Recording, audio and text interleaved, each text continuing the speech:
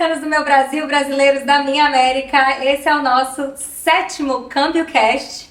E hoje a gente trouxe um convidado especialíssimo que já foi lavador de prato em Salvador, já foi lavador de prato em Salvador, já foi carregador de cargas em Santa Catarina, isso antes de ser, E aí entrou pro mundo, já foi bailarino também, mas a sua história foi muito marcada pela luta, pelas artes Mixed Martial Arts, pelo MMA, no UFC, entrou no UFC em 2008 e teve a sua carreira consagrada com cinturão na categoria peso pesado. Estamos falando com Cigano! Valeu pra mim. Pois é. Sim. É isso aí, fiz de tudo um pouquinho nessa vida já. De tudo um pouquinho e veio parar aqui nos Estados Unidos. A carreira acabou te trazendo pra cá, né? Conta um pouquinho da sua história, um resumo da sua história. Muita gente já conhece essa história, mas conta um pouquinho do resumo e o que te trouxe para os Estados Unidos, né? Em que momento foi necessário vir pra cá? Nem necessário, assim, eu ficava, né, pelo UFC ser aqui, os eventos que eu lutava, a maioria eram todos aqui, então eu ficava muito em San Diego, na Califórnia, treinando, eu ia direto pra lá, ficava treinando lá com o Minotauro, tinha a Tim Nogueira lá, a gente adorava aquilo, aliás, eu adoro San Diego. Nossa, San Diego é incrível, bem né? legal, eu ficava em PB, Pacific Beach. Comendo fish tacos. Muito gostoso. E o ambiente em si lá é muito gostoso, né? Tipo, tudo você faz a pé, é uma coisa bem legal. Então eu sempre tive essa vontade, assim, ainda vou, né, resolver e vou morar lá nos Estados Unidos, ficar mais perto, tudo facilitar, tudo, e a estrutura em si do treinamento, aqui as academias, o acesso a, vamos dizer, até a questão de alimentação, suplementação e de tudo, era mais simples, mais fácil, você encontrava tudo de muito boa qualidade, sabe? Coisa que era muito difícil no Brasil. É difícil no Brasil? Muito difícil. Suplemento de marca boa e tudo é difícil você encontrar, Isso sabe? Quando que você tá falando, mais ou menos? Em que época? Eu vim pra cá em 2015. Então, mas isso desde 2000, vamos dizer, 10. Antes até de ser campeão, eu já tinha essa vontade de vir pra cá. Mas sempre ficou nessa coisa de vontade, sabe? Nunca bati um martelo de vez. Aí, depois que eu casei, né, minha esposa Isadora, eu acho que sempre precisa de uma mulher para resolver as coisas, né, para decidir de uma vez, assim. Aí, ela sabia, né, eu já tinha dividido com ela essa vontade, eu morava em Salvador, a gente foi morar 1 ano no Rio de Janeiro, aí ficamos 1 ano morando no Rio de Janeiro, eu gosto muito do Rio de Janeiro, mas assim... morar lá, é cidade grande, né? É sempre muito complicado. Salvador já era complicado, trânsito e tudo mais. Então, Rio de Janeiro também foi. Aí ela meio que puxou assim o trem e falou: vamos lá conhecer isso aí. Vamos lá ver como é que é ali a Flórida, porque é perto do Brasil, você continua fazendo suas coisas, vai e volta, 8 horinhas, tá tranquilo. Boa ideia, mas você já tinha vindo na Flórida algumas vezes, ou não? Nunca tinha vindo? Não, nem conhecia? Eu não conhecia a Flórida. Eu só ficava na Califórnia. Nunca tinha ficado aqui. Entendi. Nem conhecia. Aí viemos, conhecemos. É outra vibe, né? Completamente diferente da Califórnia. Total. Aí conhecemos aqui, eu já vim, né, para conhecer a American Top Team, a academia de que eu faço parte. E fomos super bem recepcionados, encontramos, né, como é de costume, aí, muitos brasileiros por aqui, a gente encontrou muitos amigos e tudo mais. Aí eu gostei muito de tudo que eu vi, eu falei, eu acho que encontramos aí a nossa mudança. Mudança. Aí voltamos, arrumamos as coisas e viemos. E vieram pra cá. Mas isso foi em que momento da sua vida, assim? Isso foi antes do cinturão? Depois do cinturão? Foi depois. 2015, foi depois. Foi bem depois. Sim. Você falou 2015 mudou pra cá, verdade? O cinturão vem do final de 2011, foi 2011, 2012. Defendi, mas bem depois, Então, assim, você vinha treinar muito aqui, você ficava por quanto tempo aqui? Como é que era a sua experiência nos Estados Unidos para se preparar para uma luta? Como eu digo, eu ficava, como eu disse, eu ficava lá na Califórnia, assim, sempre era questão de 4 3 meses, meses. 6 meses, às vezes, dependendo de que fase que eu tava, de uma luta, ou se eu tava treinando mesmo, ou Entendi. curtindo lá, San Diego.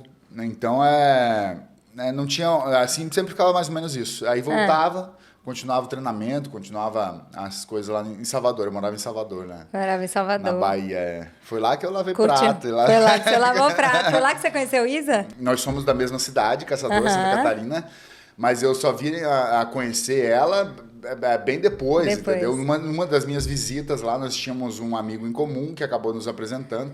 Na verdade, eu digo que eu me apaixonei primeiro pelo pai dela. Ah! Que eu conheci o Bateu Tonhão. a vibe. Eu chamo ele de Tonhão. É um negócio, né? Mas é verdade, isso é uma coisa que, sem esperar, assim, nosso amigo Gilberto Seleme fez um churrasco pra gente lá, né, nos reunimos. E aí eu conheci o Tonhão, o Tony, e assim, bateu muito o santo, sabe? Ele tipo, eu entendi que dava pra ver que ele vinha do mesmo lugar que eu vinha. Nós nos entendíamos assim muito fácil, gostei muito dele. Aí depois, aí chegou a Moselle, minha sogra, com a Isa depois, né? Um pouco mais depois, assim. E aí melhorou ainda mais a amizade na hora que eu vi a filha. Eu falei, melhorou ainda mais a amizade. Agora eu vi mais valor que ainda isso, nessa relação. Mas chega de uma suada. Se eu contando tudo aqui, ela vai me bater em casa. E aí, mas foi tudo muito natural, assim, sabe? E nessa correria que a gente fica no mundo da luta em si, porque lutador não tem muito uma vida ali como a galera acha, aproveitando tudo, curtindo. Ainda mais eu sempre fui na minha, eu sempre gostei de paz, tranquilidade. A minha casa, pra mim, é o melhor lugar do mundo. Então eu sempre fui na minha assim, e quando eu voltava, eu adorava voltar pra minha cidade, encontrar os amigos, né? Aquela coisa, foi uma sensação boa, uma energia boa de estar ali no lugar com eles. E que me fez guardar com muito carinho aquilo ali. E aos poucos a gente deu continuidade às conversas, nos conhecemos. Depois eu roubei ela pra. Aí você roubou. Vamos embora. Aí ela foi morar em Salvador com você. Foi. Tonhão deixou. Com o Tonhão, deixou. Ele foi junto, né? Ele Tonhão foi junto, junto. Ficou um pouco lá com ela, ficou uns dias assim, depois voltou. Aí ela ficou lá, mas ela tinha o apartamento dela, tudo. Né? Depois, aos poucos, a gente foi aprofundando mais o relacionamento. Ai, legal, que massa. E aí, então, vocês moraram em Salvador por um tempo, depois foram para o Rio, era uma cidade grande e tudo mais, vieram para a Flórida, curtiram muito, mudaram para cá. Em que momento você percebeu que aqui era o seu lugar de verdade? Assim que nós chegamos aqui... Assim que vocês chegaram? Não, só na visita já. Foi uma coisa assim, sabe? Caramba, que lugar legal. E ainda, talvez, até por você ter Porque na Califórnia em si, lá no San Diego, não era... Tem bastante brasileiro, mas não era assim para você encontrar eles, sabe? Não é tão fácil não assim? Não é tão simples. Mas não sei, a galera não se concentrava tanto assim, né? Nos mesmos lugares, talvez, não sei. Ou talvez também, você acha que ficou lá tempo suficiente para você poder entrar, ser parte de um clã grupos, também? Acho que não. Dos grupos, eu nunca me inteirava muito assim. E eu ficava com um grupo de americanos também, que era a galera que ficava treinando com a gente ali. Então, era uma experiência diferente de Flórida, né? E aqui eu fui, assim, eu senti aquela energia boa e aquela coisa de Brasil mesmo, de estar meio, sabe, a galera ali toda treinando na academia mesmo. Só brasileiro. Uma grande parte de brasileiro e todo mundo falando português. Né? Se não é brasileiro, aprenda, se vira aí no meio. E até com os americanos e tudo, uma energia super legal, uma vibe super legal, assim, a galera meio que se entendeu. Até os americanos em si dali, eles acabam entendendo a gente só na forma de se expressar. Então, talvez eles não saibam o que a gente tá falando, mas a forma de se expressar mostra o que a gente quer. Mostra, exatamente. Então, foi bem legal isso. E aí, por isso que eu digo, logo que a gente chegou, eu já me senti em casa, já começamos a curtir muito tudo. E nós estávamos, vamos dizer, era como um desejo que eu tinha e que estava se realizando ali, sabe? Um sonho concretizado. É uma coisa que, sei lá, estava na cabeça há muito tempo e aconteceu. Ai, que delícia. E aí, vocês tiveram filhos depois disso, veio o Bento, a Maria. 2017. Como que em 2017? E como que é para você criar filhos aqui? Não que você não criou no Brasil, né? Mas o que você sentiu saudade do Brasil? Depois que você teve filhos, ou você acha que é uma oportunidade maravilhosa para ele estar aqui? Como é que você encara a paternidade aqui nos Estados Unidos? Eu acho excelente, na verdade. Isso até fez parte um pouco talvez do que nós imaginávamos, assim, de como seria, né, que em breve nós gostaríamos de ter filhos e tudo mais, e como seria lá, como seria aqui, a gente pensava nisso então também. Vocês avaliaram o cenário, né? Sobre essa questão também, até de como era lá em Salvador, no Rio de Janeiro mesmo, né, aquela correria, tudo muito difícil para chegar lá, para chegar aqui, e ainda mais quando você vai, eu treinava 2 vezes por dia, e a academia era longe, e trânsito e coisa, sabe aquela dificuldade, assim, Sim.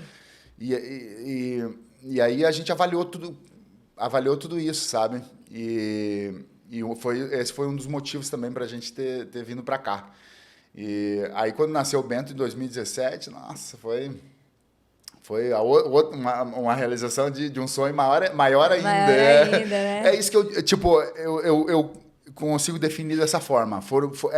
A minha vida, a nossa vida só fica melhor. Sabe, as coisas que vão acontecendo só fica melhor, independente do que esteja dando certo ou não dando certo. A vida em si, a pessoal, nossa vida só fica melhor. Porque chegou o Bento, aí a gente teve a felicidade de sermos pais e poder cuidar, né, do nosso neném ali e tudo mais. As experiências que a gente viveu, incríveis. De repente, 2 anos depois, chegou a Maria. Aí, mais uma menina, um menino, daí depois a menina. Você curte as 2 experiências, nossa, é bom demais, né? Então, eu acho que, como eu falei, as coisas só vão acrescentando, sabe? Melhorando, assim, nesse sentido. E eu digo que eu sou um cara muito abençoado, privilegiado de poder viver da forma que eu vivo, porque, para mim, eles são tudo, tá tudo ali, não tem nada externo que eu queira. Por isso que eu digo, eu acho que até na questão do pessoal falar, dá pra ver que você é feliz, eu sou mesmo. É que eu sou mesmo, eu sou muito feliz.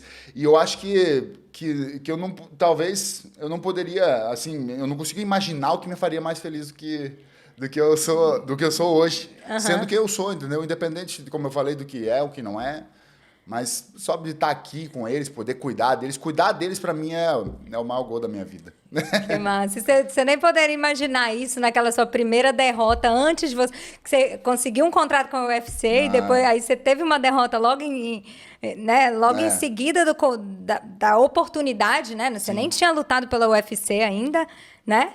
E aí você teve uma derrota e falou, cara, acabou tudo aqui. E aí... Fast forward, você tá na Flórida depois de uma trajetória gloriosa e com 2 crianças lindas, um casamento maravilhoso, dando risada, fazendo dancinha com a amiga no TikTok, no a gente Instagram. Tenta, mas não é fácil, não. Esse negócio de TikTok aí. Como eu digo, assim, as coisas acabam acontecendo de uma forma... Por isso que eu digo que eu sou muito abençoado. É Deus, sabe, cuidando da gente. Porque até quando eu perdi esse primeiro contrato que eu tinha com o UFC, eu tinha assinado com um cara que seria o meu manager, né, empresário. E não foi uma coisa, sabe... Foi uma coisa, para mim, eu queria estar no UFC, então... Né, independente, não pensava muito no que é o que não era, só assinava e pronto. Sim. Mas acabou que não deu certo, porque eu ter perdido a luta, o UFC falou que não pegava, que vinha de derrota, aí caiu o contrato. e o cara saiu fora. Depois eu fiz mais uma luta no Brasil e logo depois e venci. E aí outros caras, outros empresários conseguiram o meu contrato de volta com o UFC.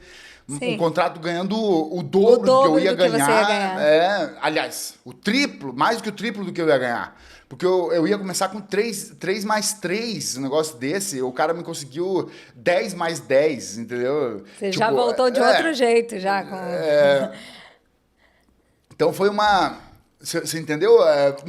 Uma vitória a mais ali depois, uma coisa que era para acontecer. Foi o quê? Uma questão de 3, 4 meses e eu já tava nessa situação de novo. Então eu tava entrando no UFC, no maior evento do mundo, ganhando uma bolsa melhor e uma luta muito melhor do que eu tinha conseguido naquela época. Eu lutei com o melhor Verdun, no sentido de maior visibilidade. Muito né? mais. Muito maior. Eu comecei no card principal. Sim. No card principal de um evento gigantesco em Chicago. Pensa que loucura. O Anderson era o evento principal. O Anderson Silva era a luta principal da noite. Eu fui a primeira do card principal contra o Fabrício Verdun, que na época até tinha se qualificado a lutar pelo cinturão, mas o campeão tinha saído, não podia lutar. Aí eles colocaram lá uma bucha de canhão. Uma bucha de canhão. Mas não deu muito certo. Não deu muito certo, que eu acabei. Coloquei sal no suco deles. Mas você vê como as coisas acontecem. No tempo que elas têm que acontecer, né? E às vezes a gente acha que as coisas estão andando de uma forma ruim, então, mas isso aqui não.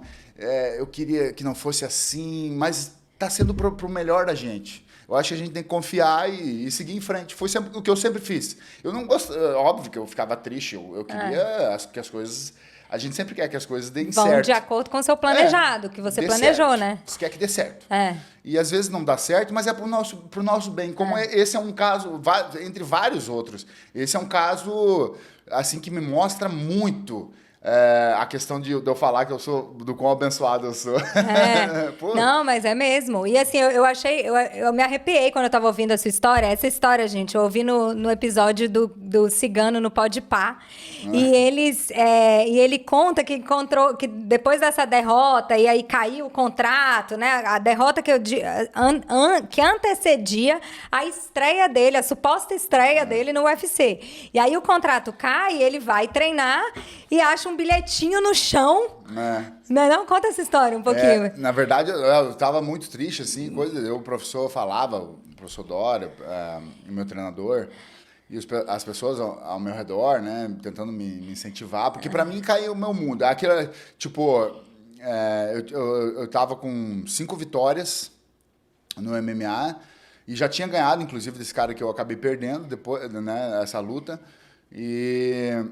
E aí, né, acabei perdendo, assim, e fiquei muito triste, porque para mim era como se fosse a saída, sabe, a oportunidade da minha vida. Era o tinha me encontrado, eu amava tudo que eu estava vivendo, eu amava ser o lutador que eu estava sendo, tudo estava acontecendo assim de uma forma muito legal e eu gostava de tudo que acontecia. Então, para mim, era o meu momento, momento de sair de tudo aquilo que eu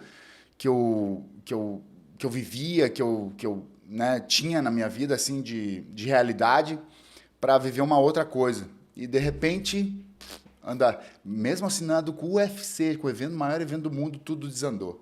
Então, para mim, foi um baque, assim, absurdo, sabe? Eu fiquei muito triste, pesado, e eu ficava ansioso demais, que eu sou. E eu ficava ansioso? Bastante. Ficava imaginando muita bobagem, sabe? Sim. E sempre foi assim. Mas aí os amigos, as pessoas ao meu redor, meu treinador, tudo mais, volta pra academia, campeão, bora, toca o barco, vamos voltar pra academia, pelo menos você treina, você relaxa. E no primeiro dia que eu volto pra academia, eu tava treinando assim, aquecendo já ia começar, já ia botar a luva para começar, eu vi um papelzinho no canto da academia. Olha isso. Eu anotei a mensagem do papelzinho. A vitória só chega quando se perde o medo da derrota. Olha isso. E aquele papel, um papel sujo, um pedaço de papel, no cantinho assim. eu do nada, eu acho que eu tava meio que viajando assim, aquecendo, viajando, e eu ficava olhando, né, pro chão e com a cabeça Tipo, baixa. tudo te levava pro papelzinho. O que Com é a aquele cabeça papelzinho baixa, e de ali? repente eu vi aquele papel assim, eu falei, deixa eu ver. Eu peguei, e quando eu abri, tava escrito isso. A vitória só chega quando se perde o medo da derrota. Eu falei, meu Deus do céu, parece que alguém jogou aqui pra mim. De novo, outra situação, sabe? Porque era tudo que eu precisava Que você ouvir. precisava ouvir. Tipo, E não tinha quem te falasse, né? porque essa coisa da ansiedade que eu te falei, eu fico sempre temendo o resultado das situações, porque eu, vamos dizer, imaginando, criando coisas negativas na cabeça. Aham. E isso drena uma energia absurda, entendeu? E quando eu li aquilo, eu falei, caramba, é mesmo, rapaz. Por que eu tô assim, né? Por que eu tô agoniado? Bora pra frente, não sei o quê. Sem medo, né? Vamos meter a cara. Não é o que eu quero fazer? Então bora lá. Mas ele vai... Porque na luta sempre tem isso, né? Você vai... As pessoas que nunca, talvez, treinaram, ele vai tomar soco na cara, vai isso, vai aquilo. Tipo, o que é um soco na cara? Não é nada, entendeu? Você fala, não é isso que você quer fazer na tua vida? É. Então vai lá tomar esse soco, pô. Esse soco, entendeu? Até depois de um tempo eu falava assim, ó, a luta só começa depois que você toma o primeiro soco na cara. Porque daí você, tô lutando, tô lutando. E aí eu achei aquele papel assim no chão e pra mim essa frase eu levo pra minha vida porque é uma coisa, e eu sempre repito, é até legal você falar nisso porque é muito verdade.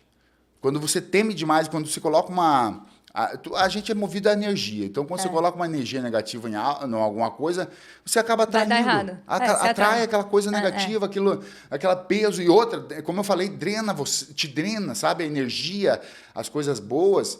Então, essa frase foi assim, transformadora. Tanto que depois eu fiz a luta, venci, assinei com o UFC. E daí foi Num só contrato vitória. muito melhor. Numa situação Diversas muito vitórias. melhor. Eu lembro até hoje, depois que eu venci a primeira luta no UFC, por nocaute, eu desci do octógono e tinha um cara do UFC, ninguém sabia quem eu era, né? Eu era o cara que botaram lá, ninguém sabia quem eu era. Tava todo mundo feliz, torcendo por mim, mas ninguém sabia quem eu era. Aí tinha um cara do UFC, que nem tá no UFC mais, mas ele tava assim, eu lembro, ele olhou pra minha cara e quando eu feliz, assim, olhei pra ele e falou, welcome aboard. Eu lembro da cara dele me falando isso. Pra mim era uma imagem. Imagina, assim. no maior Que evento loucura. do mundo, cheio de gente, em Chicago, lotado de gente, e de repente eu entrei ali como um menino uma perdido lenda. e me tornando, vencendo uma lenda já, um cara super renomado no esporte. E pra mim, assim, foi, como eles falaram, a entrada com o pé direito no maior evento do mundo. Um grande debut. Que demais. E esse negócio da ansiedade, assim, do medo, assim, o medo de perder, então você acabava que tinha que eliminar isso depois disso que você viveu, né? Mas e o medo do novo, assim, né? Em outras essa ansiedade em outras situações da sua vida, assim, você ainda tem muito ou hoje você consegue controlar depois de lutador? Como é que é a sua carreira de lutador e, né, depois de até ter vivido críticas no final, ter tido, né, a quebra, ter saído do UFC, enfim, vivido bastante dificuldade, né, depois da glória também. Como é que isso te ajudou a lidar com essa questão da ansiedade na sua vida?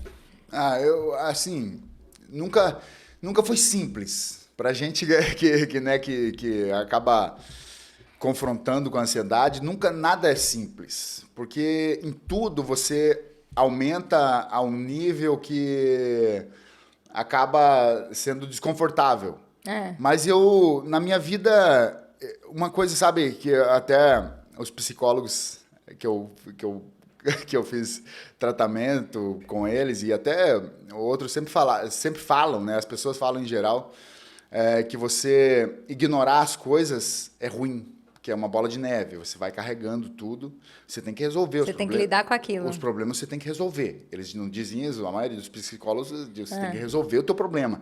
Como é que a gente vai resolver? Usando técnicas e tudo mais. Eu até tentei algumas vezes, mas eu vou te falar que ignorar as coisas ruins me trouxe até onde eu tô hoje. Porque desde quando eu era criança, As situações todas que eu vivia, assim, eu ficava muito triste, muito pesado, aquilo me incomodava demais, e talvez pela ansiedade, isso me ficava em mim, Te sabe? travava? Me deixava pesado, difícil, ficava em mim. E o único jeito de eu fazer acontecer era ignorar. E por mais tentar Mas é deixar de ignorar ou é lado. ressignificar? Ou é você olhar para aquela situação e falar assim, cara, eu tô aprendendo com isso aqui. Não, Você acho que ignorava? ignorava, porque eu não resolvia, tava ali. É Que uma tipo coisa... de coisa, por exemplo? Muitos traumas, assim. Coisas de infância, você fala? De criança, De criança. depois de grande também, na juventude, adulto, em todo momento da nossa vida a gente tem as nossas lutas, né? Que a gente acaba, né, lutas internas ou situações que tem que ser resolvidas que você não consegue resolver e que nem falam, problema que não tem solução, tá resolvido, né? Mas não é tão simples assim, mas é isso que eu quero dizer, tipo, tudo o que aconteceu que eu não resolvi, eu deixei de lado e segui. Até a questão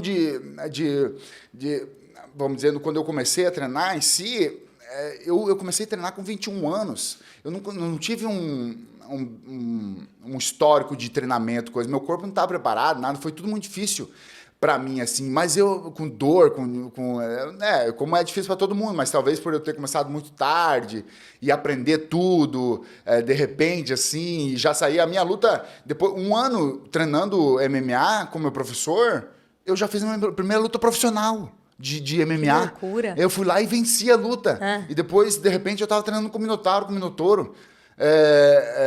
Entendeu? A minha primeira luta profissional foi eu comecei a treinar em abril de 2005. Primeira luta profissional em julho de 2006. Em 2008, outubro de 2008, eu estreiei no maior evento do mundo, o UFC. Foi tudo muito rápido. Em novembro de 2011, 5 anos e tantos depois, eu me tornei campeão do mundo. Entendeu? Então foi tudo. Foi tudo. Você não teve de trabalhar. Mas por causa disso, se eu tivesse parado para trabalhar ou para ter que me sentir pronto, eu nunca teria feito nada. Entendi. Entendeu? Ao contrário, eu deixava de lado. O que eu não podia, aliás, eu não podia resolver quase nada, então eu só ignorava, deixava para lá e seguia o meu caminho, seguia em frente, batendo, né, fazendo o meu melhor, sempre me dedicando ao máximo. E 5 anos e tanto depois do meu primeiro treino, eu me tornei campeão do mundo. Então foi muito rápido. Meteórico. Para quem não tinha experiência em luta, nada. Zero. Entendeu? Foi bem rápido, assim, sabe? E até me criticava, porque, assim, no mundo da luta, né, o pessoal falando isso, falando aqui, lá, não sei o quê, fala de tudo da tua vida. Sempre tem os críticos, né? Sempre tem. E tudo mais. Mas a galera não entendia que eu não... Tipo, se eu tivesse parado para fazer algo como deveria ser feito, como eles achavam que deveria ser feito, ou se eu tivesse parado para resolver os meus problemas, eu não teria chegado... Você não teria aproveitado as oportunidades que surgiram para você, porque você já estava atropelando todo mundo. Não atropelando todo mundo, mas assim, você estava eu estava tendo resultado. Estava tendo resultado. As coisas estavam chegando. Eu ia parar para resolver problema? Não. Eu deixava de lado e seguia em frente. E ainda mais com a coisa da ansiedade, eu batia de frente. O medo sempre esteve lá. Eu sempre tive medo. As pessoas falam, mas você fica, como é que você fica? E o medo fora da realidade, às vezes, né? Assim, fora desproporcional. O medo que te drena. O medo que te tira, que te rouba energia. Mas eu sempre, tipo, independente do que estava sentindo ou como estava sentindo, eu metia a cara e fazia acontecer, entendeu? E como que você lidava com essa crítica? Eu lembro de mais outra coisa que eu também... no início eu até dava muita bola para tudo que estava acontecendo, que as pessoas estavam falando, mas eu peguei rápido, assim, que eu tinha que ignorar também. Você aprendeu a ignorar? Você não respondia? Nada. Um crítico? Nada. Que nem eu penso uma vida... Depois eu aprendi, se você tem... Principalmente com a questão da internet, se você tem... 20, 30 comentários no teu coisa, ou perguntas, ou seja lá o que for, e uma delas é boa, o resto é tudo coisa ruim, qual que você vai responder? A boa. Só a boa. Só a boa. Você só responde não a boa. responde. Você não responde coisa ruim. Porque a única coisa que um cara que tá falando alguma coisa ruim quer é atenção. Se você respondeu, você deu o que ele queria. Você deu o que ele queria. Ele venceu em cima de você. Então ele tá vencendo em cima de você. Então eu aprendi logo isso. E tudo, falava isso, falava aquilo, não sei o quê, você isso, você aquilo. Você não fez competição suficiente no jiu-jitsu, você não fez competição suficiente você é faixa preta sem ter competido de faixa preta, você é do boxe sem nunca ter feito uma luta de boxe. Entendeu? Entendi. Um monte de crítica, assim, coisa. Eu falei, meu irmão, se eu tivesse parado para fazer isso, como a maioria faz, eu não seria quem eu sou. Eu estaria lá atrás, entendeu? Tentando ser o que a galera tenta ser, sei lá. E acaba sendo o quê? Sei lá, você sabe pra caramba, você sabe toda a metodologia, você conhece, você competiu, fez todas as graduações, você competiu da forma que tem que ser.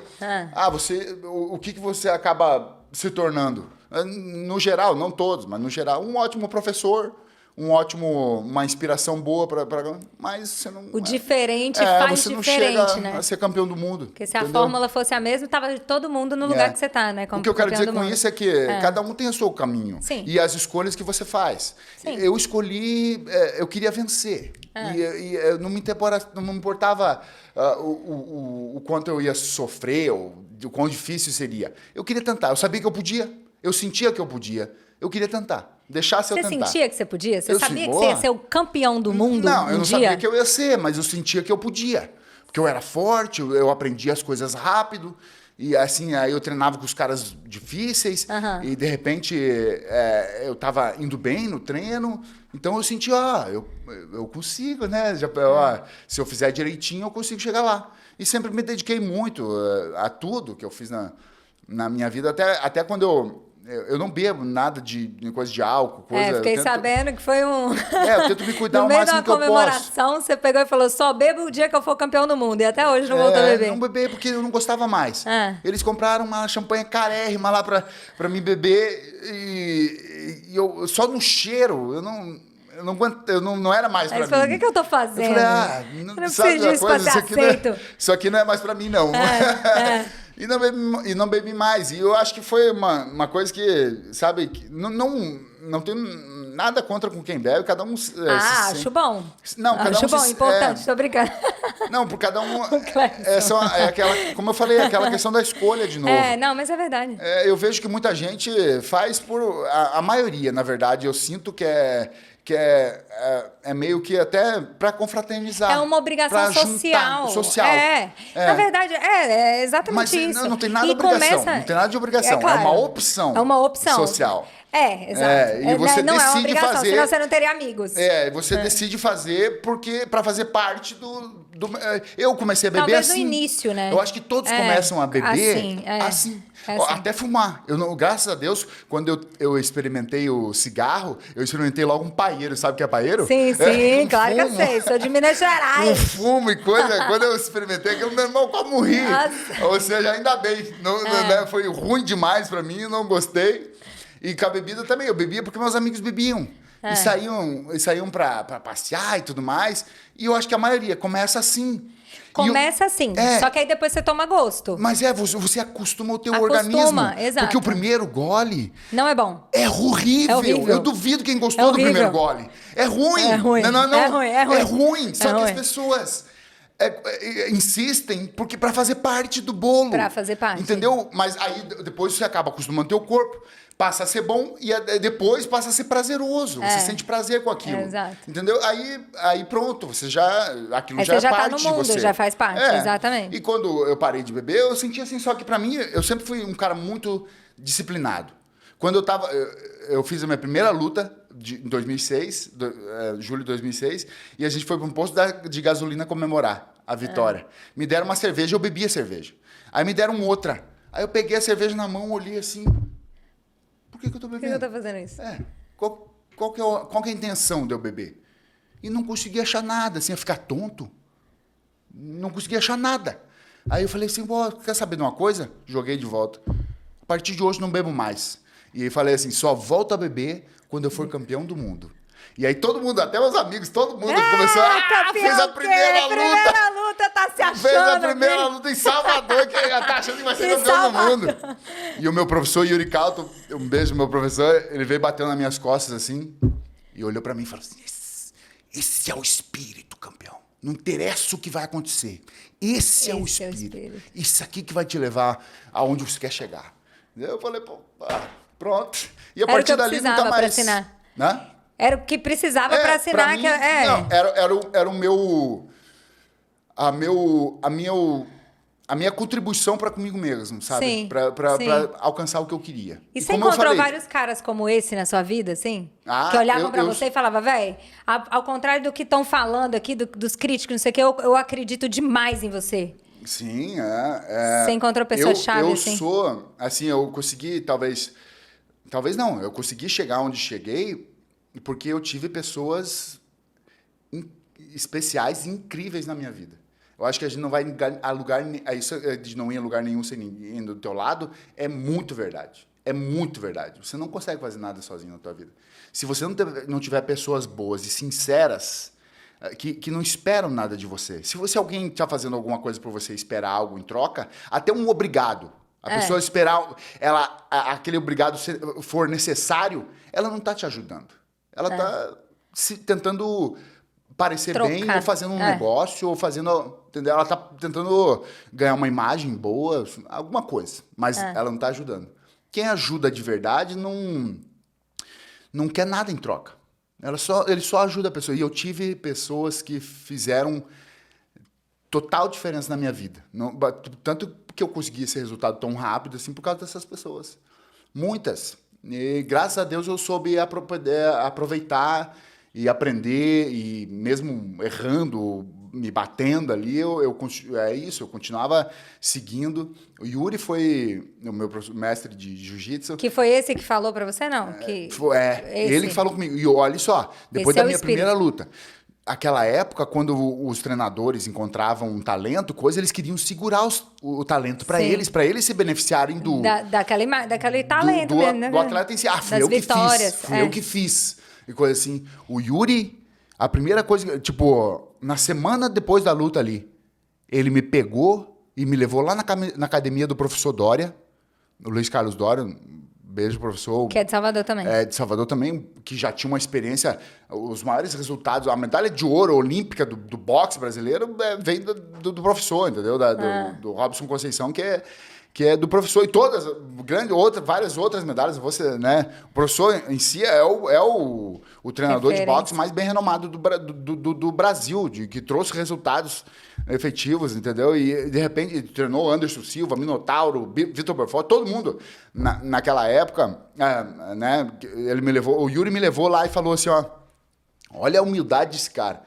Me levou lá e falou assim, entendeu? Que ele estava ali por mim, sem esperar nada. Dória, eu quero te pedir um favor. Olha esse menino aqui, ó. Menino talentoso, tem grande potencial. Cuide dele. Me ajude a cuidar dele. Me ajude cuide dele para mim aí.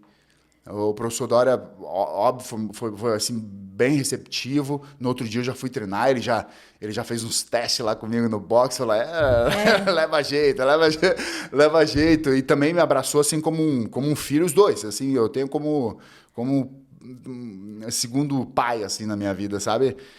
O Yuri e o Dória, porque eles foram dessa forma para mim. E depois eu dei continuidade bastante, assim, né, com o Dória mais ativamente. Eu treinava, o Dória do boxe, eu treinava boxe todo dia e jiu-jitsu 3 vezes por semana. Até que eu acabei me tornando um cara mais do boxe do que do jiu-jitsu. Né? Mas você entende o que é o tamanho da grandeza do Yuri, né, de não pensar nele em momento nenhum. No business dele. Você podia ser, tipo, a chance da vida dele ali naquele momento, naquele lugar, né? Mas ele pensou, cara, esse menino, ele não pode ficar aqui, não. Ele não pode ficar aqui, não. Para ele evoluir, ele tem que ir lá com o Dória. Aprender boxe. Tem experiência internacional. Internacional. E aí, da hora. Ele me levou lá um negócio assim, eu sempre falo com ele, que eu sou extremamente agradecido e vou sempre lembrar dessa história, porque para mim é um exemplo, assim, de... Sabe? Por isso que eu digo, eu cheguei onde cheguei pelas pessoas que eu tive ao meu lado. Mas que isso, demais. sem dúvida, é. E o sapato, você conheceu ele em Salvador? A gente Foi em começou, Salvador? a gente começou a treinar juntos, treinar jiu-jitsu juntos. Nessa época já? 2005. Ele tinha 15 anos, eu tinha 21. Isso que eu ia falar, vocês são de geração um pouquinho diferente, né? Ele era um menino, Sapato eu tinha 21, eu também, né? Eu tinha 21, ele tinha 15 anos. E aí a gente treinava... Ô, menino fácil de gostar de sapato, né? Muito. Ele é facinho. E aí a gente começou a treinar juntos ali, ele adorava, eu lembro que ele adorava a rocha. Sabe a Rocha? A música? A Rocha. A Rocha, A Rocha. ele adorava escutar a Rocha. E aí eu achava engraçado e coisa. A gente fez uma amizade muito boa, assim, próxima. E depois ficamos treinando um bom tempo lá. Depois ele foi para João Pessoa de volta, morar com a mãe dele. E eu fiquei em Salvador, né? Aí eu segui pro lado do MMA, ele seguiu o lado do jiu-jitsu, né? Ele fez uma carreira no jiu-jitsu antes do MMA. Foi campeão mundial de jiu-jitsu.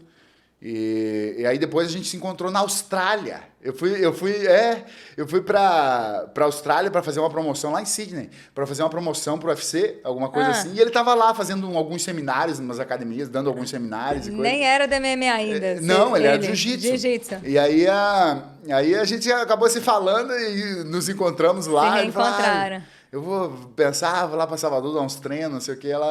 E aí foi para Salvador mesmo, acabou treinando já MMA, né?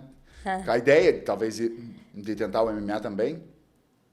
E aí o pessoal já foi organizando para ele fazer as primeiras lutas por lá. Fez as lutas, depois entrou no TUF do Brasil. Venceu o TUF e aí deslanchou. Deslanchou. Né? Menino, gente boa, sapateira. Demais. Saudade de você. Volta para os Estados Unidos, entendeu? Que seus amigos querem você por aqui. Tá brincando, tá surfando a onda boa por lá. E me conta um pouquinho, assim, você pincelou um pouquinho sobre o hate que tenta surgir nas redes sociais e você não dá bola pra isso. Você recebe muito hate nas redes sociais? Porque você é bem friendly, né? Assim, eu não consigo olhar para suas redes, assim, bom, eu não sou muito assídua do Instagram. Então, o que aparece pra mim, do Cigano, é sempre ele fazendo muita palhaçada, entendeu? E umas montagens legais e tudo mais. E a torcida pro BBB, né? Que a gente precisou fazer e tudo mais. Mas eu não consigo ver como é que alguém conseguiria te mandar hate. Isso acontece de qualquer jeito? Mas essa coisa do hate não tem nada relacionado a você, na verdade. Tem relacionado à pessoa que manda, a pessoa é que verdade. precisa externar alguma dificuldade que ela tem ou alguma coisa mal resolvida, não sei, algum desgosto. Eu penso dessa forma. E você recebe muito? Eu nem sei, sinceramente. Você nem lê? Mas deve receber, sempre tem um. Às vezes me falam, sabe? Você viu aqueles comentários, não sei o que, sobre você, não sei o que. Aonde? Nos comentários do que você postou, não sei o que. Putz, nem li. Se é então ruim, você não é impactado com isso? Se é ruim, não. Se é ruim, eu leio as duas primeiras palavras e já mudo pro outro. Eu não quero saber, entendeu? Olha, eu não quero saber. Que da hora. Não, assim, ligo zero pra isso. Zero. Tanto que eu acho assim, até como lutador mesmo, as pessoas falam... mas você faria isso, faria aquilo numa pessoa? Óbvio que não. Aí, até uma coisa que aconteceu interessante com o sapato, que eu posso usar como um exemplo bom para isso. Lá dentro da casa, quando ele estava gesticulando, com os braços todos, depois levantaram a hipótese de que ficaram com medo que ele pudesse até bater, né, em alguém, não sei o que lá. Não sei se você viu isso. Ele estava falando e gesticulando. Na casa levantaram essa hipótese, né? Levantaram a hipótese, não sei o que lá. A última pessoa no mundo que vocês podem esperar uma agressão física é de um lutador. Lutador sério, profissional, de alto nível. Entendeu? Né, que esteja na metodologia certa, na ideia certa da luta. Por quê? Por quê? A gente sabe que não tem nada ali. Nada. Eu nunca vou encostar em alguém. Tipo, as pessoas falam, mas se alguém te ofender, você não daria um... Óbvio que não. Por que eu acho que encostar em alguém sem um consentimento daquela pessoa, seja como for, pior ainda batendo. E pior ainda numa mulher ou numa pessoa que é mais frágil que você, né? Fisicamente. Até de forma mais sexualizada, assim, coisa. E pra mim, aí é pior ainda. Mas, mesmo, tipo, nós brasileiros temos o costume de chegar e abraçar, beijar, coisa. Aqui tem pessoas que eu aprendi, Aqui é bem diferente. Mas eu até evidenciei mais isso em mim depois que eu vim pra cá. Porque é verdade. Tem gente que não quer ser abraçada. Ela não quer que entendeu, dê beijo nela. E a gente tem que respeitar. Não tem nada demais em você só respeitar. Entendeu? Você não pode, pra mim, bater em alguém é o cúmulo do absurdo. Você não pode encostar em ninguém, imagina pra machucar alguém, não pode, gente. De forma alguma. Mas se ele chegar na tua cara e te ofender e não sei o quê. Quem que é aquela pessoa na tua vida? Ninguém. Por que a opinião de ninguém interessa pra você? Não interessa. Vira as costas e vai embora. Tá bom. Você é isso, você é aquilo. Tá bom. Vira as costas e vai embora. Entendeu? Não tem nada. Então, eu uso isso como exemplo porque para tentar explicar, porque não faz sentido, sabe? Até por isso que eu não me incomodo com a coisa de hate. Ainda mais de internet. Eu nem tô vendo nada, nem tô vivendo nada. Eu vou ligar. Aqui, na minha orelha. Nunca na vida, entendeu? Eu acho que as pessoas... Eu acho que até um mal que a gente vive hoje é isso. De você ligar muito para a opinião dos outros. Opiniões são... Na maioria das vezes, as opiniões são vazias. São só opiniões. O que aquela pessoa sabe de você?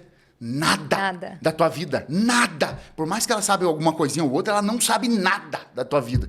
A opinião dela é vazia. Não interessa pra você. Entendeu? Não tem nada de... Se não é que nem eu digo. Se tem algo positivo, opa, faz sentido. Eu já, várias vezes, pessoas já me chegaram, até em lutas, depois das lutas, você devia ter feito assim, não sei o que lá. Muitas vezes a gente... não fazia sentido. Desentendido. Eu não fazia sentido, eu não absorvia. Mas muitas vezes, até gente que não era da luta. Por que você não fez isso aqui? Ó? Por que você não seguiu esse caminho? Se você fizesse isso que você fez naquela luta, talvez desse certo. Rapaz, sabe que você tem razão, é verdade, meu irmão. Eu devia ter explorado mais esse lado. Entendeu? Então, se tem algo lá pra você pega. Se não tem nada, você ignora, você deixa pra lá. Então, pra mim, isso é muito simples. Mas você é muito terapeutizado, Cigano. Isso é muita terapia. Ele tá falando e eu fico lembrando da minha terapeuta falando comigo. Olha só, a pessoa vem com um presente pra você. Você pode escolher receber esse presente ou você pode receber e falar, muito obrigada, mas eu não vou estar aceitando. E normalmente, eles até falam que é o caminhão de lixo, né? As pessoas andam com caminhão de lixo, eles querem despejar em algum lugar. Se você aceitar, eu não aceito. Assim... Sabe, dependendo, obviamente que tem coisas que você não pode simplesmente ignorar. Você tem que, quando por exemplo, da tua família, você tem que lidar, você tem que resolver, entender a dor da pessoa, saber, que às vezes não...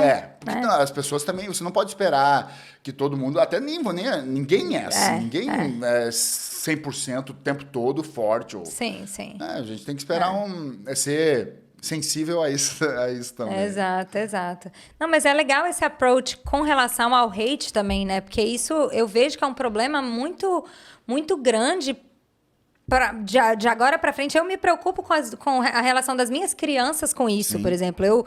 Eu tenho, assim, totalmente limitado na minha casa, não assistem YouTube, não assistem TikTok, não totalmente limitado, né? Porque de vez em quando eu boto a televisãozinha, eu boto o Netflix, e às vezes a gente precisa também, né? Não pode ser surpresa. Mas assim, o que me preocupa... é o seguinte, muita gente falava assim pra mim, sua filha é tão engraçadinha, nossa, seu filho fala umas coisas tão engraçadas, por que você não cria conteúdo em cima disso, né? Você pode, sei lá, explodir, Eu falo, cara, porque eu tô usando a imagem de uma pessoa que não tem condição de me dar autorização pra eu colocar ali. Não é que eu não posso postar nada da minha filha, mas você tá entendendo, tipo assim, usá-la como produto. E aí ela vai crescer... já tentando se acostumar com os likes e a opinião que o outro tá dando sobre aquilo. E aquilo ganha uma importância para ela muito grande. Quando os likes passam a ser mais significativos que o teu ambiente... Exato, mas quando é o seu negócio aquilo, isso você precisa dar um jeito de você criar, entendeu? Então, a resposta que as outras pessoas vão ter àquele conteúdo, aquilo é seu produto, né? É diferente do seu. Você é um lutador né, um lutador, você construir uma carreira e tal. E a rede social, ela é um apoio seu. É óbvio que, né, é uma vitrine legal, onde você tem a voz do seu jeito e tudo mais, mas não é a base do que, né, da sua carreira. Então, essas coisas me preocupam muito, né, assim, para as próximas gerações. Então, eu espero que eles, assim, que a gente tenha a sabedoria de orientá-los a ser como você, de conseguir receber e falar assim, ei, essa pessoa não importa nada para mim, o que ele tá falando? Mas vai ter que se... Eu aprendi meio que sozinho, então eu me decepcionei bastante. Fiquei muito triste, muito, assim, muitos momentos, coisas, mas eu acho que talvez isso também me preparou de uma forma que eu consigo explicar direito, assim, sobre como eu vejo as situações, sabe? Que tipo de situação te preparou para isso, você acha? Dessa questão de comentários, da resposta que você tem das pessoas para o que você está fazendo. Porque hoje, que nem você falou, tudo passou a interessar se as pessoas gostam de você ou não. Tipo, todo mundo tem que gostar de você hoje em dia. Ganhou um palco principalmente para as grande, crianças, né? para os adolescentes.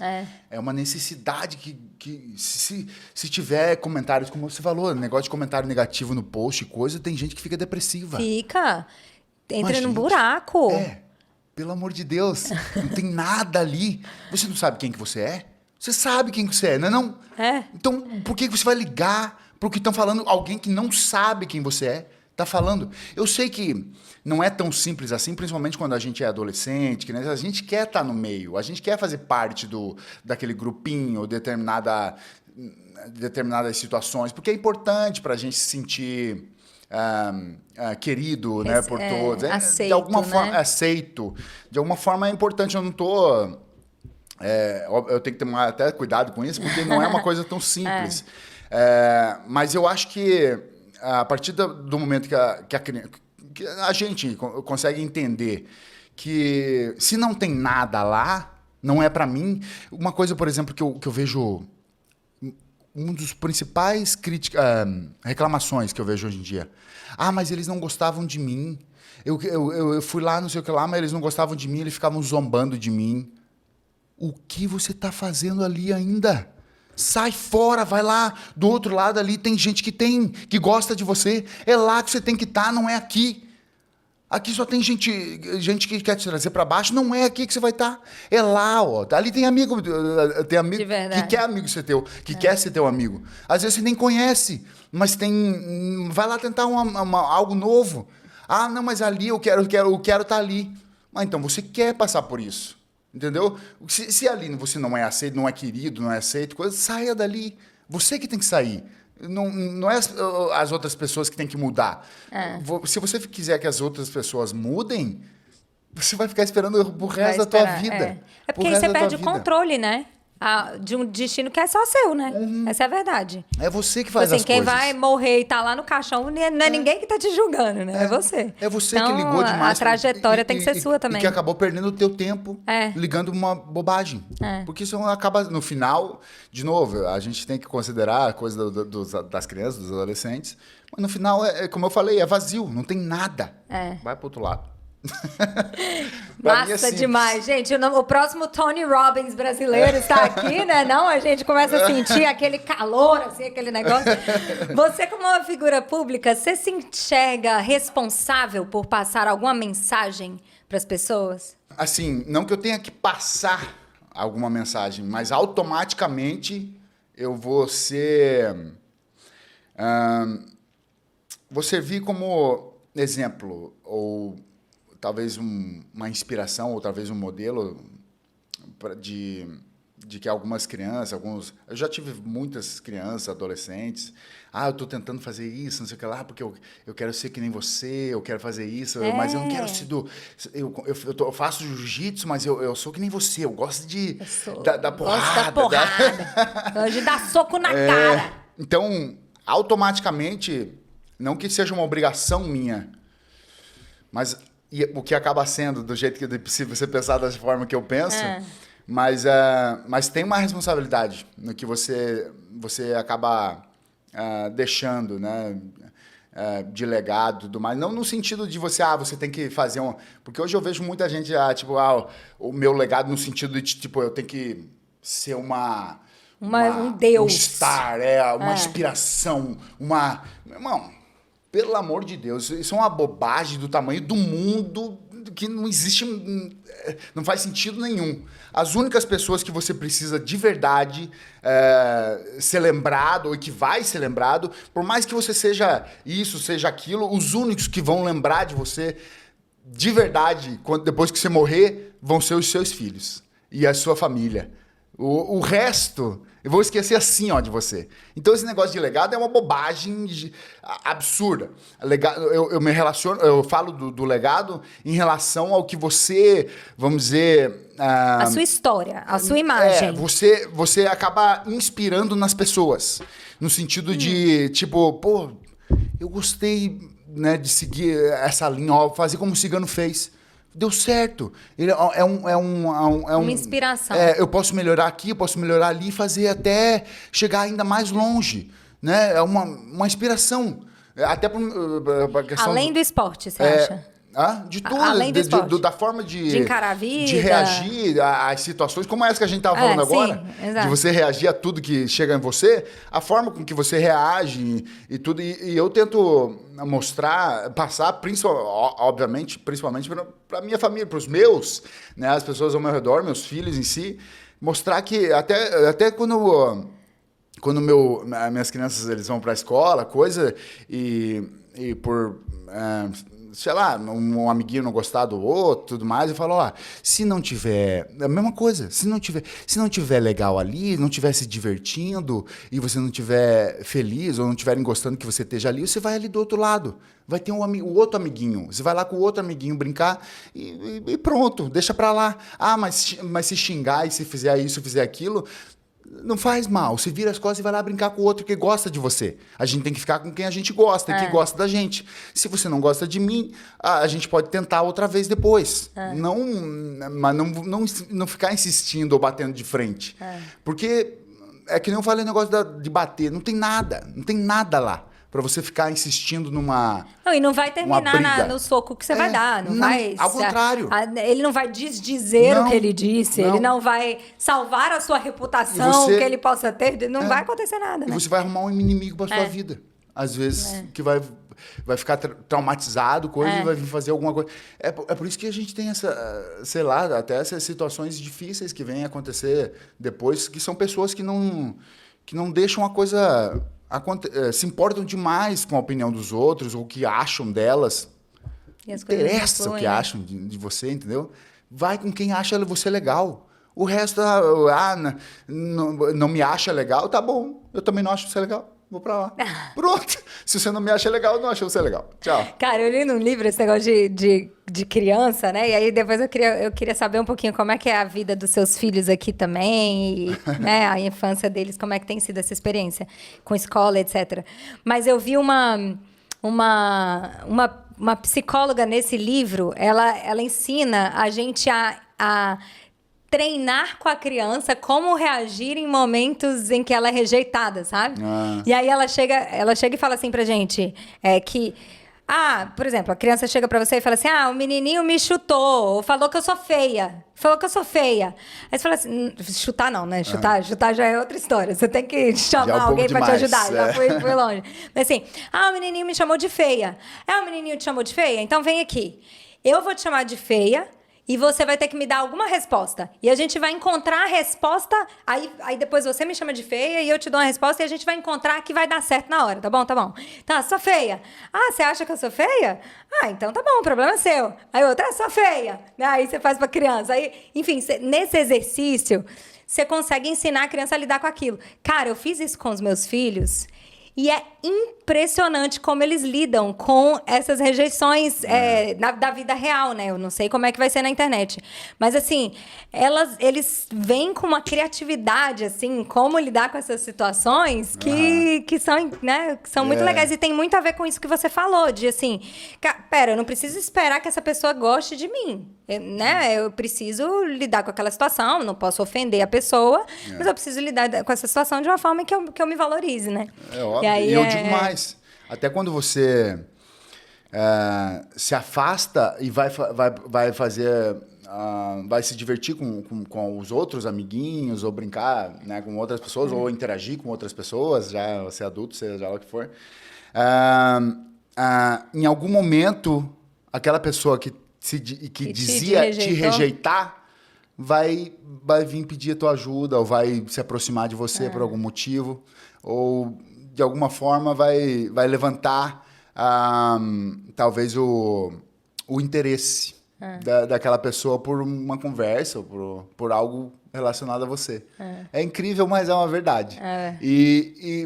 Não em todos os casos, pode ser que não aconteça, mas se não acontecer, tá lindo. Você tá onde você é querido e você saiu do lugar que não estavam te aceitando e pronto. Então é você que tem que sair do lugar. Não, tem que me aceitar, eu sou assim, tem que me aceitar e não sou... Não, ninguém tem que te engolir igual abaixo, né? Como assim? Você vai escrever um livro, Cigano? Vamos escrever um livro? Eu já fiz um projeto mas para contar um pouco da minha história em si, de como, né, tudo aconteceu até na minha infância. Eu já fiz um projeto todo, mas aí eu estava esperando aquela questão de esperar algumas situações acontecerem e acabei não fazendo, mas eu tenho a vontade, sim, ainda vou. Eu acho que quando eu parar de vez, assim, de lutar, eu quero fazer um levantamento, mais ou menos, até aquele momento ali da minha vida. Essa é mais ou menos, assim, o que eu imagino, né, pelo menos. Um levantamento até aquele momento ali do como aconteceu, do que aconteceu e de como aconteceu. Entendeu? Escrever um livro. Acho que é uma história... tem que fazer. É bem legal. Tem que fazer enquanto você é novo ainda. Tem esse gás para fazer mais de um, né? Porque aí a gente lê o primeiro, lê o segundo. Aí é raro. Me conta um pouquinho dos seus filhos aqui nos Estados Unidos. A gente está especialmente interessado na sua história dos Estados Unidos também. Como é que você enxerga a vida deles aqui? E você consegue imaginar como é que seria a infância deles no Brasil e como é que é a infância deles aqui e essa comparação? Consigo, bastante. E o que você vê de vantagens ou desvantagens? Eu vejo vantagens no sentido de convivência mesmo. Às vezes, as mesmas vantagens que a gente tem, refletem neles também em tudo, né? No sentido do relacionamento com as pessoas, com os amiguinhos, de fazer as coisas acontecerem, de não ter aquela, vamos dizer... Eu não sei, mas no Brasil eu sinto como se tivesse essa coisa de você ter que frequentar determinados lugares ou fazer parte de determinados... Assim? Também, de fazer parte de determinados grupos, sabe? E que acabam... excluindo o outro ou não. Aqui eu sinto mais livre, sabe? E você não... pelo menos assim, talvez é o meu jeito de ver as coisas. Eu não ligo... as pessoas não ligam tanto. Uma coisa que eu gosto de contar quando se fala disso, logo quando eu cheguei aqui, uma das coisas que depois quando a gente já veio morar, a gente foi num parquinho. Um parque... Aliás, logo depois do Bento nascer, a gente foi num parquinho, né, com ele, assim, veio, e aí tava tendo uma festa de aniversário de 15 anos. Aí, aquela festinha assim, mas tipo com balãozinho, com brincadeira de pegar, com coisinha, sabe? Assim, e aí eu vi o balão e tava 15 anos no balão. Eu falei, 15 anos? E tipo, eles estão brincando como se fossem... criancinhas, sabe? Assim, tipo aquela coisa de parquinho, uma brincadeira de pegar, tipo super tranquilo, inocente, tranquilo, sabe? Na paz de Deus, assim, num parque, jogando bola, brincando. Hoje em dia, porque a gente, né, lá no Brasil, a gente meio que tinha um contato mais direto. Não era isso que as crianças de 15 anos gostavam de fazer. Não, eu tava na micareta. Eles querem fazer festa e coisa. E aí eu olhei aqui, mas não eram poucas crianças, eram muitas. Meninos, meninas. Era uma menina fazendo aniversário, mas todos eles, assim, brincando com ela dessa forma, sabe? E cantando parabéns e brincando no parquinho sem nada de... num parque, gente. Tipo, com um balãozinho, coisa, sabe? Criança de 15 anos não quer mais isso lá no Brasil, pelo menos. E eu vi aquilo e fiquei assim, caramba. Meio que me impressionei, porque não era uma coisa que a gente estava indo muito habituado. Até porque eu, com 15 anos, eu já bebia, já saía pra noite, já fazia, entendeu? Então, eu vi aquilo e fiquei assim, meio... Então, eu acho que aqui acaba... vamos dizer, o acesso a essa coisa de... ou talvez esse adiantamento da juventude querer logo sair para... logo serem adultos. Pular fases, né? Eu acho que é mais cadenciado, demora mais, acaba sendo não tão simples de ser feito, você acaba sendo mais, talvez, direcionado, visualizado, não sei. Mas eu sei que, tem, de alguma forma, aquelas crianças, que são crianças, 15 anos, estavam... se divertindo e muito, e de uma forma super tranquila. Saudável. Saudável, sem estar correndo. E, tipo, no Brasil, por exemplo, eu penso, assim, hoje, sendo pai, se eu visse minha filha de 15 anos querendo ir pra boate, querendo ir pra festa, pra não sei aonde, pra curtir com as amigas, e não queria o pai perto... Eu não ia gostar, eu ia ficar chateado, ia ficar preocupado, não sei, é uma coisa... Então eu vejo que aqui talvez tenha essa coisa da inocência que você falou, um pouco mais aflorada, eu acho que demora mais para eles realmente quererem sei lá, se experimentar aí na vida, né, com questão de festa e tudo mais. Até porque com 16 anos nem beber pode, né? E com 14 lá... Não, lá no Brasil, teoricamente, também não pode, não. Né? Não pode, mas... Mas todo mundo bebe. Todo mundo bebe. Todo mundo bebe. Tem algum impedimento? Não tem. Não, você vai, não tem. Você no bar. Pega e bebe. Aqui não. Aqui você não pode. Mesmo. Exato, não pode mesmo, se a dá polícia cadeia. te pegar, você tá lenhado. E quem tá lá perto, o adulto que tá presente... Exato, ele tá lascado. O adulto que tá presente que serviu... que vai ser o responsável por tudo. Por todo mundo, exatamente. E processado ainda. Processado, O negócio aqui é sério. Então eu entendo que isso acaba sendo um reforçador para que as crianças acabem aproveitando mais a juventude, os momentos. Não queiram adiantar demais a coisa, sabe? Eu vejo dessa forma, assim. Então eu gosto. E a questão principal... Educação, segurança. O básico, né? Assim, eu acho que a saúde aqui é incrível, é excelente. O acesso à saúde é meio difícil. É bem complicado. Eu vim trocando áudio com a moça do seguro aqui, tentando entender. Isso incomoda mesmo. Incomoda muito essa coisa de... quanto mais eu entendo, mais eu desentendo. É um negócio... É louco. A saúde aqui é excelente, mas o acesso à saúde é difícil. Demais. E caro. Difícil, caro, complicado. É um negócio... É complexo, é nebuloso. Você não entende. Você entra lá no hospital, você não sabe exatamente se a conta vai dar $5.000 ou se ela vai... Tipo, vai dar 200 mil. E aí, né? Eles vão te tratar. Seguro, uma coisa boa daqui é isso. Eles vão te tratar, você não morre. Eles vão te tratar. Mas depois você vai ter que pagar a conta. Você vai pagar com a sua alma. Você vai pagar a conta.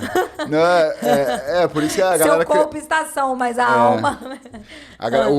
A questão até né, uma coisa que fez até a diferença faz a diferença no Brasil é a questão do SUS. É um negócio que não existe no mundo, meu irmão. É um negócio assim... Meu irmão, eu falei. Não, mas é isso, meu irmão. Eu falo, meu irmão. Mas é uma coisa assim que... Né, obviamente que anda com toda aquela dificuldade, coisa, mas de alguma forma acontece. E é legal, porque aqui, por exemplo, como a gente falou, é tudo... bom, tudo excelente, vocês vão te tratar, mas você vai Aqui eles têm alguns programas de inclusão também, né? Só que, como em todo lugar do mundo, é falho, assim, porque acaba também...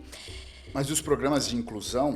tipo Medicare, Medicaid... Acabam complicando, só que aí complica muito. São eles que complicam ainda mais a questão a maioria da população daqui, né? Porque, na verdade, a maioria é classe média aqui, né? A classe média fica muito prejudicada. Aonde? Alguém tem que pagar a conta. Nada sai de graça. Alguém vai pagar a conta. Exato. Se alguém está levando alguma coisa, vamos dizer, obviamente que precisa ter atenção com determinadas situações, óbvio, não tô. Mas se alguém está levando alguém a alguma coisa sem mérito ou sem esforço, o outro alguém tá pagando a conta. Mas aí isso acontece com o SUS também, né? O Brasil, verdade, eu nem vou entrar, porque um negócio assim, é um assunto muito complexo. É, muito complexo, porque assim, um bicho de sete cabeças. Necessário, porque para a dignidade humana, você precisa dar acesso à saúde, né? A saúde, a educação, moradia, tem certas coisas que são básicas. E eu acho que eles acabam fazendo isso bem nos Estados Unidos, eu digo assim, eles têm esse tipo de programa aqui, né? Os Estados Unidos é muito criticado, e aí às vezes eu fico até meio possessa com isso, fico puta mesmo, porque assim, porque o país capitalista, o país não sei o quê, mas no final das contas, o pobre aqui tem muito mais acesso do que um pobre em outros países que têm uma políticas sociais mais extensas e tal. Até enfim, por ser capitalista. Não políticas. Exato, por ser capitalista, O capitalismo é que dá, vamos dizer, a capacidade de eles fazerem isso. Exatamente. Então, assim, mas enfim, eles criam esses programas sociais, só que o problema é que a engrenagem ali de planos de saúde versus médico, esse conflito ali, ele dificulta muito o negócio, porque, tipo assim, o plano chega e fala assim, não vou pagar. Aí o cara do médico, ele precisa investir em toda uma estrutura especializada em brigar com o cara do seguro, entendeu? Tá ligado? Isso encarece muito. E aí, tipo assim, ainda vem um programa social que é necessário, porque o governo não pode deixar o pobre morrer, só que aí vem aqui, aí o custo daqui aumenta ainda mais, e o daqui aumenta ainda mais. E aí acaba caindo tudo em cima complicado, é muito complexo, né? Na conta muito complexo. Das pessoas em geral, né? Da população em geral. Da população toda. É difícil quem propor vai uma ter solução. que pagar a conta, vai pagar o dobro que deveria. Entendeu? Exato. Então, a gente fala assim, mas obviamente que isso é bem complexo. É muito complexo. Então, não é nem nosso. Eu trouxe dois médicos aqui para falar disso e a gente não conseguiu nem chegar no consenso. Mas são motivos de que, assim, que me trazem segurança de estar aqui, por exemplo. Sim. Na questão das crianças e tudo mais, né? E são motivos que eu acho que deviam realmente prestar mais atenção, né? Que é a saúde, a escola, a segurança e pronto. Esse é o que faz os Estados Unidos ser o que é. Sim. E é um Se lugar você andar incrível, fora né? da linha, aqui mesmo, é demais. Tipo, lá no Rio de Janeiro, em Salvador, eu ficava... Isso que nós não tínhamos crianças. A Isa saía sozinha de carro e eu ficava agoniado. Eu ficava, tipo, sabe, preocupado, assim, porque você nunca sabe. Trânsito, aquela correria, coisa... E, né, eu ficava assim, nossa, ficava sempre conversando, sabendo onde é que estava, porque eu sabia como as coisas aconteciam. Aqui, elas me trazem uma segurança. Tem, cara, eu nem penso, porque eu sei que se ela precisar de qualquer coisa, vai ter alguém lá para ajudar. Vai ter alguém lá para ajudar. E aqui tem serviços, até na rua, se acontecer qualquer coisa do teu carro, se chama, os caras vêm. Uma vez furou um pneu do meu carro, a gente tava aqui passeando, furou o pneu do carro e eu liguei, aliás, eu nem liguei, o caminhão do negócio estava vindo, já parou, colocou o carro em cima do caminhão, levou para debaixo de uma ponte ali que tinha mais perto, trocaram o pneu para mim e eu saí dirigindo. Não, é louco isso. Eu falei, caramba! Os pais do Cassel estavam aqui há algumas semanas atrás e eles estavam dirigindo para o Outlet, pegou uma virada dessas de esquerda errada, um carro veio, acertou em cheio no carro, né?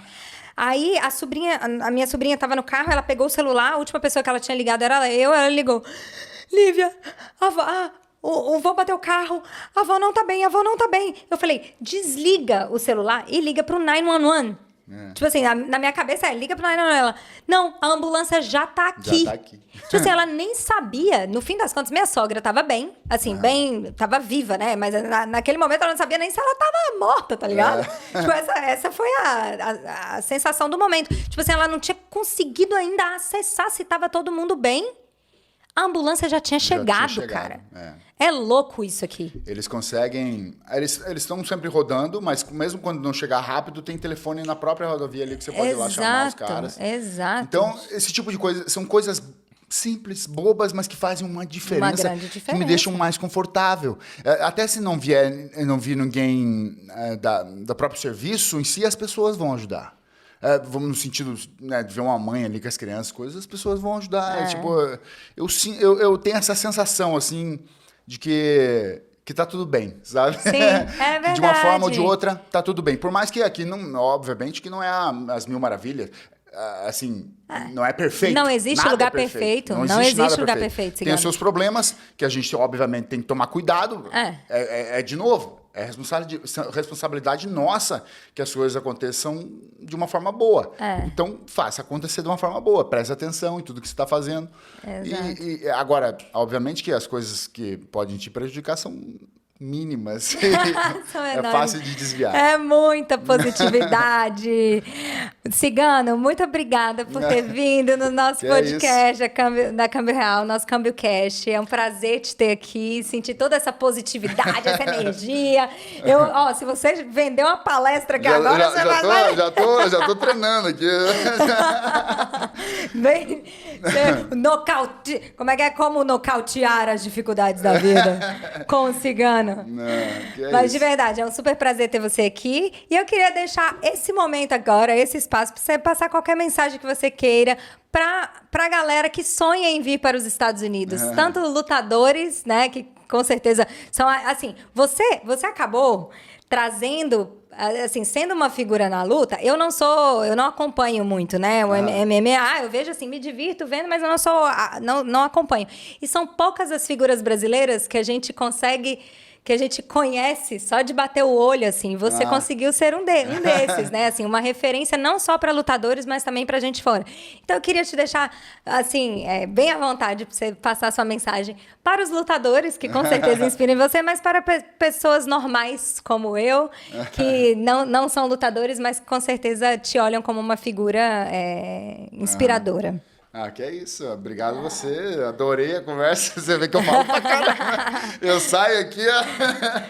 eu também. Eu vou fazer uma pergunta, eu já me embolo na pergunta, mas é isso aí. Você me dá, deixa eu sair atropelando tudo. Mas adorei demais. Prazer também estar aqui com você. Eu acho que na vida da gente é aquilo que eu falei no negócio da frase lá. A vitória só chega quando se perde o medo da derrota. Tira o medo da cabeça, não tem nada que seja demais em lugar nenhum. Tem que tentar. Como é que a gente vai saber se a gente não tentar? Não, vai lá e tenta, não custa nada. Se der errado, tá bom. Vai ganhar experiência, pelo menos. Na próxima vez você sabe o que fazer de uma forma melhor. E até na questão, por exemplo, falando, como você disse, da questão dos lutadores em si, a estrutura, tudo que eu encontrei aqui foi super legal na questão da suplementação, da alimentação. Então, vale a pena, sim. É um país que acaba te incentivando também de uma forma direta, porque as pessoas... Você vê vários exemplos de vitória do teu lado acontecendo, né? Grandes vitórias do teu lado ali. Então, tudo é uma motivação a mais. E exemplos que você pode seguir e fazer o teu acontecer. Então, eu amo a América, posso dizer isso. Acho difícil, assim... Amo o Brasil também, obviamente, mas quero manter sempre essa conexão lá e cá. Mas... amo estar aqui. Ai, que bom! Muito obrigada. Esse foi o nosso 7º Câmbio Cash. Eu encontro vocês no Câmbio Cash de número 8. Tchau, tchau. Obrigada, Clevson.